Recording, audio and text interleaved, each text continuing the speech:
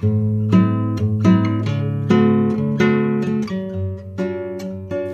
你今日飲咗未啊？飲 orange juice？ 青紅蘿蔔豬骨湯？ Coffee or tea or me？ 飲橙汁？不如試下飲 coffee bubble tea 啦。Hi everyone, welcome to another episode of Coffee Bubble Tea. I'm your host Samson. With me today is Joyce, Colin, a special guest. Can you tell us a bit about yourself? Hello， 大家好，我叫 Stephanie。好多謝頭先嘅 Samson 咧，去介紹我 as a special guest because I feel really special now. So thank you for that. 首先介紹自己咧，咁我喺多倫多土生土長啊嘛。之前咧喺約克大學咧 ，so York University 讀法文同埋西班牙文嘅，同埋今集係好開心係可以參與今嘅 episode 去傾關於我之前讀過啲 linguistics。你係咪專登將 York 叫做約克大學㗎？ I added both to give the symmetry. It's called language symmetry. Okay. You can tell us more about it. 嗱，因為好多時咧，尤其是好多香港 upbringing 嘅人咧，係中文撈間唔中會撈啲英文嘅 ，and we really have to 專登要準備咗咧，先至唔撈任何英文嘅。And then what you just did was kind of funny because you 係啦，約克大學啦，跟住你最後終於講咗 episode 呢個字，咁都撈翻少少啦。So academic terms, that's called insertion. Like you insert an actual word into your phrase. Okay. So what you were describing, I was just doing little insertions. Okay. Like there's a main language, and then we insert one of those filler words. Okay, it's great that you're bringing these terms because our topic today is about Chinese schools. And for some Chinese schools, I think, or some Chinese teacher, if you do insertion, they'll punish you for it. They'll yell you for it. Yeah. 好啦 yeah. So, in the last 點解我係咁講英文咧？嗱，啱呢半年咧，唔係我其實喺度準備呢一集嘅時候，我都喺度都留意緊自己講嘢講咩文咁樣。咁咧anyways 呢半年咧就都訪問咗或者同咗唔同啲 friend 講傾偈嘅時候，都會講到細個讀 Chinese school 啊等等，即係喺多倫喺加拿大嘅 Chinese school 咁樣啦。有啲人咧就講佢哋中意啊唔中意讀啊咁樣。嗱咁樣咧，其實我本身寫個 script 嗰度咧，我係多少少 hints 嘅。不過我想而家咧，我唔去俾 comments 去究竟 how Chinese school was。不如我問下你哋三個先啦。細個喺呢度有冇返過 Chinese school 嘅？請問 Yep. So I was really fortunate that my private school growing up had a Chinese learning program, and that was after school. So Monday and Wednesdays were Cantonese class, and Thursday evenings was Mandarin class. So starting from around age 5, like I would go to these classes after school, and my mom would be there picking me up. I think it was 5 or 5:15. So the class would start at 4. Official school ended at 3:30. We had half an hour to play. 4 o'clock is when class started. And then I think 5:15 is when our parents would be there to pick us up. These were pretty large classes. You kind of grouped in terms of level and ability. And I stayed until I would think I was in grade 8, maybe. So it was a long, extensive time. And yeah, like I just had homework to do and we had regular dictations. But yeah, I've got some stories about those experiences too. Yeah, we'll get back to those. Yeah. Okay, what about Colin? How was your Chinese school like? Yeah, so I also went to Chinese school. I didn't have Chinese school as part of my regular, like my school didn't offer those sorts of extra language lessons. So I had to go out privately, like on the weekends, as part of a I guess mansang, like who would offer those sorts of Chinese lessons, and they would hire teachers who were probably like part-time teachers or regular full-time teachers who could teach Chinese on the side on the weekends as a side gig. So those were the kinds of schools that I went to, and I think I started attending them when I was really young too. So probably around same time as Joyce, maybe 5 or 6, and went up to about grade 11-ish. So I've always been always been with the language. Never really been that I guess fluency for me in terms of speaking is much better than my writing or reading, just because I don't do that often enough nowadays. So that's kind of my experience with Chinese school, and 20 to 30 students per class, I would say, around that class range with recess. I should with mention. recess. Okay. Yes. Oh, what about you, Steph? I would say it's similar to Colin's, where I also had to do a private school on Saturday afternoons. The class sizes were smaller though. I think at most maybe 10 to 15 classmates. Yeah. 我以前返呢就係我自己個 public school，佢哋好似突然間有一年話有啲 after school evening 嘅 Chinese school 啦咁樣，咁咧就係返屋企食完飯就好似7點半上到9點半咁樣啦 ，it's pretty late 咁樣。係啦，下一個問題我答先啦，即係嗰個上堂嗰個氣氛咧。我嗰個好 relax， 個老師咧感覺係似同我哋傾偈，咁即係都有啲叫做有一篇嘢教嘅，但係佢都係攞嚟同我哋傾下偈啊咁樣。咁我哋好多學生其實都係 new immigrants 啊，根本都唔係真係要學，但係就係我都唔知，其實嗰陣時係見朋友多過去學嘢嘅咁樣。Yeah, it was pretty relaxed. So, what about you guys? Yeah, I think for the most part, like you, at least when I was younger, it was really just to see friends, make friends, go to class because your parents kind of forced you to go. Didn't really care too much about the class, to be quite honest with you. Was never really good at school to begin with. So, having regular homework from Monday to Friday already, and in addition to that, like now you have Chinese homework and you got to study for dictations and all this other stuff. Yeah, not my cup of tea, definitely. So didn't really take it too seriously. So I think I'm the opposite of Colin. I took it really seriously. Okay. I treated 嗰啲默書啊、練生字咧。同埋啲功課咧 as a nice distraction from day school work. And I think the teachers 即係之前 Samson 你講好似一個就咁攞篇文咧就咁同人哋傾啊嘛，但係咧我哋真係要練去讀嗰啲篇文㗎。Like we had a handbook, and then 每一集咧都係要去練嗰啲字 and then from there 我哋學嗰啲唔同嘅生字，然之後啲老師會解釋what does that mean? How do we apply it? 咁嘅嘢。Did you have to recite anything, like memorize? 要啊，朗讀朗誦。Yeah, I hated that. Can never get the words right.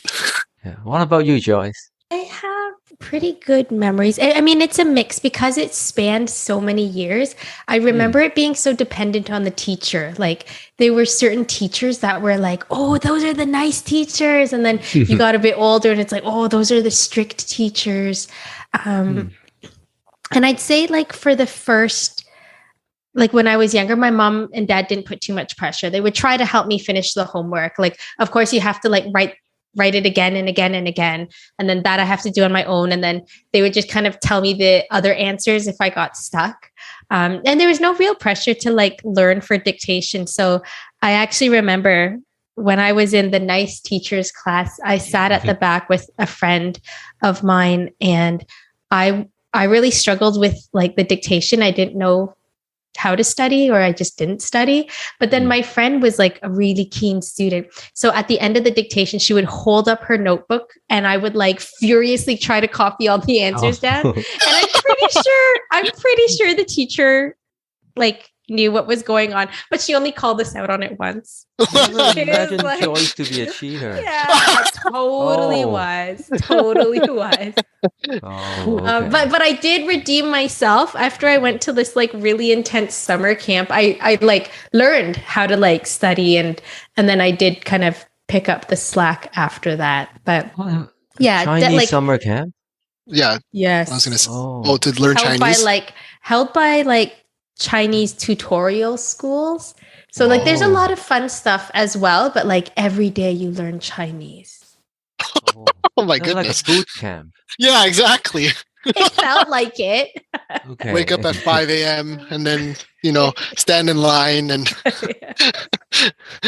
Yeah. Oh, okay. So let's get to the more of the fun stuff. Any stories you guys can think of about those days in Chinese school? I have another one. Yeah. Oh, Okay, so I went after I like kind of graduated from my Chinese school at grade 8, I wanted to keep learning. And so my parents were like, oh my gosh, okay, like where are we going to find out? So there was I think the TDSB, Toronto District School Board, had some public school offerings for Chinese. And I went and I joined this class. And what was really cool is in my class, there was a Black guy. And he was learning Chinese just like the rest of us. And it was just so cool. I bumped into him later in life. And I think it was at a church on U of T campus. And I turned around and I was like, did you ever take Chinese school? And he's like, yeah. That's awesome. So I think he ended up doing a PhD in history, like just super cool person, like editor of of some sort of newspaper now. But yeah, that was just a really cool encounter. Yeah, sure. Go first. So I remember having to do tests, like, regular tests for Chinese school. And unfortunately, because my reading skills were just so bad that I wasn't able to read the question, like probably like for half of the test. And because all the questions were in Chinese, like I could make out some of the questions by reading it, but then like the other questions, I had no idea what they said. So then I spent so much time trying to figure it out that eventually I just gave up and I just copied like the question into the answer brackets. Because I couldn't read the question. So I was like, I don't know how to answer this. And you can't ask the teacher being like, oh, what does the question say? So she can't help you there. So then I was like struggling madly to try and interpret what even the question was asking during the whole exam. So, I mean, like, needless to say, like, I did not do very well on those exams. Like, I probably flunked like maybe half of them because I couldn't read the question. So then it was like really, really hard for me to be able to do those sorts of things. But then I think I appreciate it more later in life, having gone through that experience, not because it was something that, not because of the fact that I failed like half of the exams or tests that I was given, but more so the fact that I was, just even having that opportunity of having parents who, I guess, forced you to do something like that when you were younger, but you didn't really understand why. And now later in life, you're like, oh yeah, like I'm proud to say that I can at least speak and read a little bit and write a little bit. So yeah. So I do have a memory 係練生字啊嘛，咁你知係以前有啲字咧係每一格噶嘛，咁係要每一格係要練噶嘛，有兩個字我記得係要練咧，第一個字咧係個手字啊嘛，so your hand， 嗰個比較難啲咧，因為係即係以前咧，即係我記得好似當時8歲幾噶，係攞住支筆咧，係真係要畫嗰啲線咧，你嗰啲筆畫咧。其中香個手字咧係好似有少少彎彎地嘅，咁我係唔識點彎啊嘛，即係我係一係 it's straight， 咁我唔知係點彎，即係點解要咁彎嘅？So what I did was I got really upset with 即係寫一年啊嘛 I'm like 年紀的練唔好 so I crumpled the piece of paper and then just threw that piece of homework on the ground and then I was like sitting on the table 唉點算啊 and then I thought I should have photocopied the piece of homework and then just crumpled one piece and the other piece just leave it as like you know like in one piece and then there's another one 聖誕樹啊嘛個樹字咧係特別多筆畫噶 we were talking about Christmas so they're like 寫聖誕樹啊嘛所以開始又練嗰個樹字咧嗰個又係好多筆畫 and again I crumpled that piece of paper that was my memory and I forgot to photocopy it again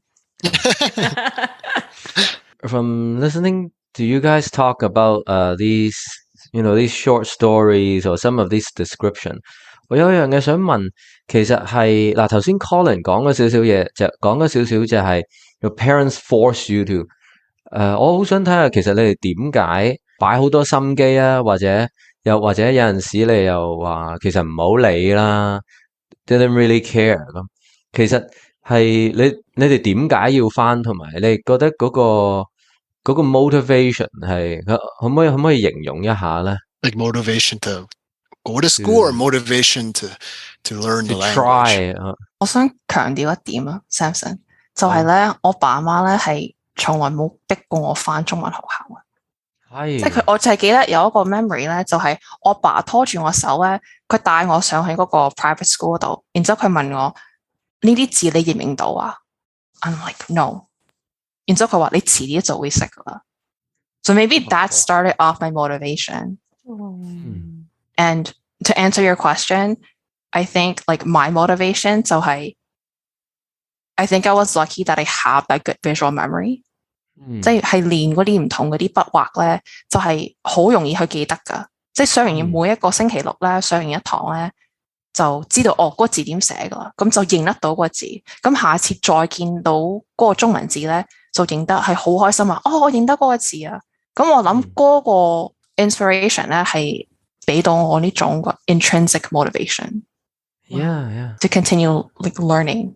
and not have to be forced early on it probably started because like the Chinese school principal was an auntie from our church and I ended up learning piano from her too so like of course there's like the foundation for relationship already like someone you knew is the principal organizing these teachers I think it was just also practical like it made it easy for my parents to like come from work pick me up after school like they didn't have to figure out what to do with me after school ended at 3:30 and I do remember there were times I didn't want to go to Chinese school. I remember like hiding from my Chinese school teacher, not showing up to class.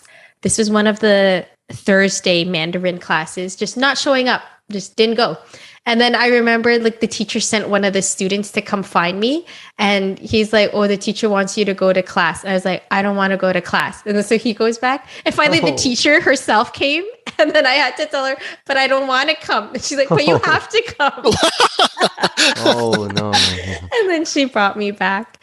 But I'd say again, like at some point it flipped. Like for me, it was like, I want to learn this language now. I want to be able to learn more. And watching TVB really honed my reading skills at the time because I was just always reading the subtitles and listening along. One of the things about Cantonese, though, is that what you hear is so different from what you read and what is written. But I did learn a lot at that point. And then when it came to university, I did take a year of Chinese just because I really wanted to keep learning. Is Cantonese more of a spoken language than a written language?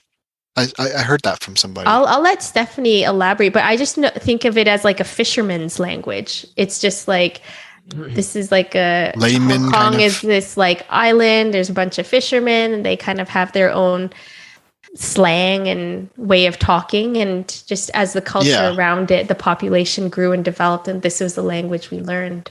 Right. Mm-hmm. So in academic terms, we do consider Cantonese as a dialect, as a special dialect in like the Guangdong province.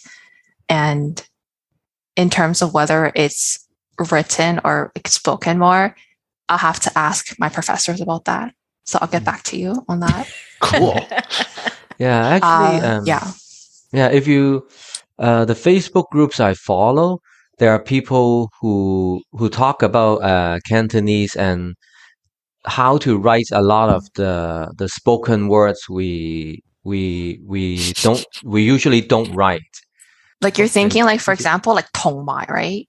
Like 同埋, and we say and 同埋, but we don't actually write 同埋. We say 和. Yeah, exactly. Something like that. Like you don't say, you don't write what you say almost. So it's like kind of confusing. My brother was so confused. Like my brother was much younger and he has less Chinese language than me. So he showed up and he was like, why am I learning words like but? Because like we never hear this, like but like the meaning no, right? But we never use that when we speak. So he was like, why is the teacher teaching me words like but in Chinese? That's funny. 廣東話有好多字係其實係有得寫嘅，即係 there are proper ways to write it. About 10 or 15 years ago, there was a grassroots movement, people trying to preserve more Cantonese and Cantonese words and so on. Yeah, and there were lots of attention going into 我哋平時講呢啲好口語嘅話咧，其實有啲就好似話好粗俗啊，好通俗咁樣啦。但係其實咧 some of these words they go back a couple of thousand years too. It appeared in some ancient texts and so on 咁樣。That's cool. I want to say, Samson, what that group is doing in linguistic academic terms, it's called language documentation. Language documentation. Yes. Yeah, very interesting. 仲有兩個問題嘅，即係關於學中文，你哋講到 at some point 大家即係都突然間 realize 啊，我想學好啲喎，即係或者原來學咗係有用，都幾好喎咁樣。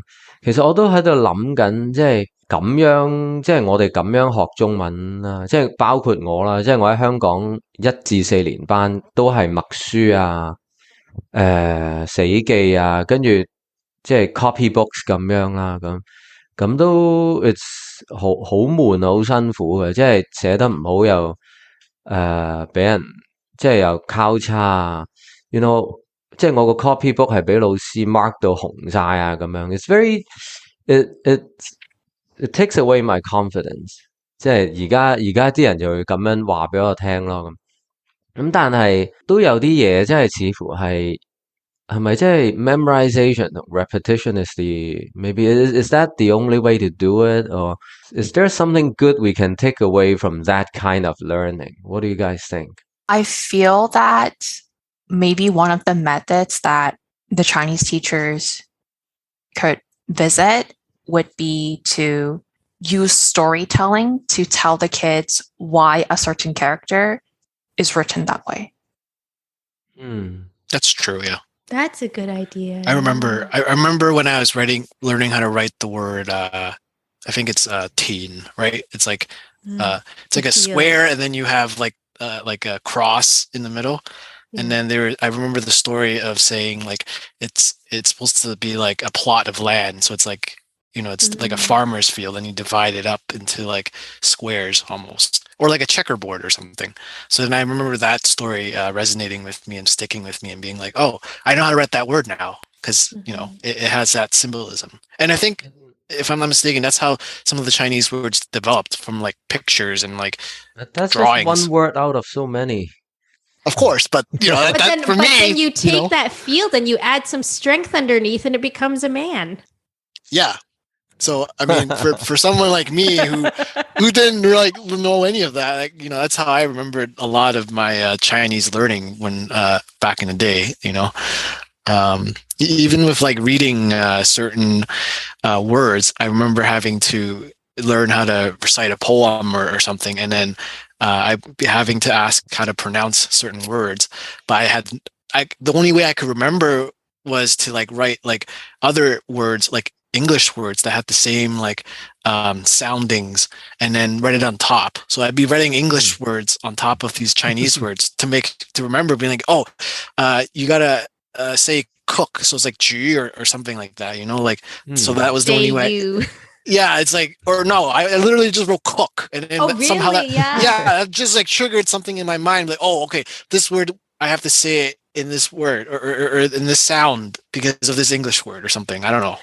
And that reminds me, one thing that really helped me was like being able to phonetically sound out what the word looked like. So like in my mind, I would use the English phonetic system to write it next to a word I didn't know. And what my teacher would say is keep it there, write it all down. Like she would read it to us and we would like furiously kind of like sound it all out. And she's like, but as we read it and you become familiar, you can erase it.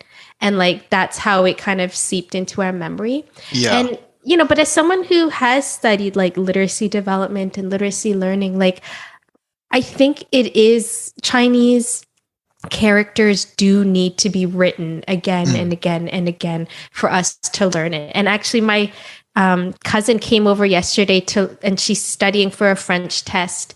And I told her like, write out your verb conjugations because that's how you're going to remember it. Like just the act of physically putting pencil to paper. Yeah, but I remember like just a lot of stories, like listening to stories was so important. Yeah, in the classroom and candy, like candy. Fuzzy Peaches is burned into my memory as being associated with Wong Lo Si because she would always hand out candies if we like raised our hands, participated, or went to the board to write something down. That's extrinsic motivation. And it's valuable. Bribery. It works. My mom would play these like poem songs in the car every time I would go to Chinese school. So it would be like 月亮光光, you know, like it would be like a song, and it'd be just constantly playing for like hours, and it'd be like, you know, it'd take like an hour to get to school, right? So then it'd just be like constantly playing in the background, and all I would hear is the and I'd be like, oh my goodness. You're giving me good ideas, Colin. I want to teach my child Chinese. Yeah. 好啦，不如我最後咧有個問題想問 Stephanie 多啲啦。咁you told us some things about linguistics and you know from academic point of view what this means and so on. You know your interest in linguistic. How does your your interest in Chinese what's the relationship between that? Did one lead to another or did one enrich the other? I think 由細到大咧都係對 languages 係有一種興趣嘅，因為係你學咗個 language 就等於學咗人哋嘅文化啊嘛。It's like opening up a new world for me to communicate with people, and even if it's just communicating with my grandparents, the ability to like use 以前 like the ancient expressions or like using like what people would say back then in the dynasties in those times to communicate a particular story, like a particular lesson with my grandparents. I think it was also that's what really made me really interested in learning about languages and gave me the motivation to continue learning because it was something that I was proud of. I was really skilled at and talented. But I also kind of want to say it's also because back in high school, I realized that I wasn't good in sciences. So I was like, okay, what am I good at? And then I found out that I was really good at learning French and Spanish. So all of that just triggered into like learning languages and diving more into that field. I don't know if that answers your question, Samson. Yeah, I think 即係我哋本身有啲乜嘢叻啊，係即係 it's part of who we are. It's not just 係啦咩勁咩渣，而係我哋本身係個咩人，我哋個腦係 tuned towards whichever kind of knowledge or communication style and so on. The other part about grandparents, I think so too. 我自己都會因為想同我 grandparents 啊，或者某啲親戚係可以 communicate，又 not really better， 即係我屋企係潮州人嚟嘅，但係佢哋啲廣東話都好叻㗎啦。但係 it just feels better if I can say some 潮州話咁樣。咁樣係啦，咁我就會嘗試學多啲咁樣啦。多謝三位同我哋一齊傾呢個 topic 啊！我哋咧頭先最後講到其實係講緊去 moving on to another issue. It's sort of about our home language, our mother tongue. 咁樣咧我哋下次嗰一集咧再講呢樣嘢啦。Thank you to my co-host and guests for your sharing. Well, for better or worse, Chinese school has educated a generation of overseas and young immigrants. Thanks for tuning in to Coffee Bubble Tea. Follow our IG, subscribe to us. We look forward to chatting again in our next episode. Bye-bye. Bye. Bye.